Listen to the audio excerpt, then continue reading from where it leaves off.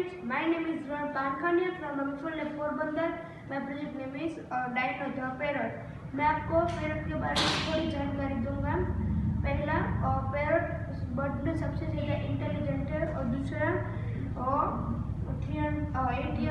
80 years तक जिंदा रह पाता है और तीसरा उसकी 317 स्पीसीज है।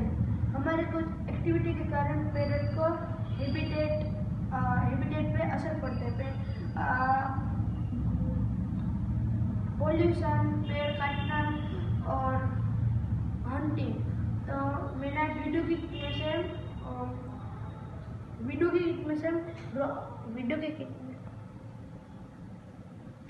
पैरट एंड डाइनो बनाया। तो इसमें मैंने 1 smart up, 1 motor and 1 motion sensor लगाया।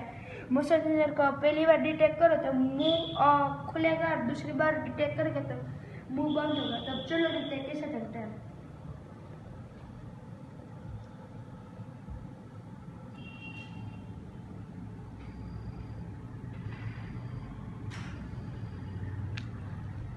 Thank you.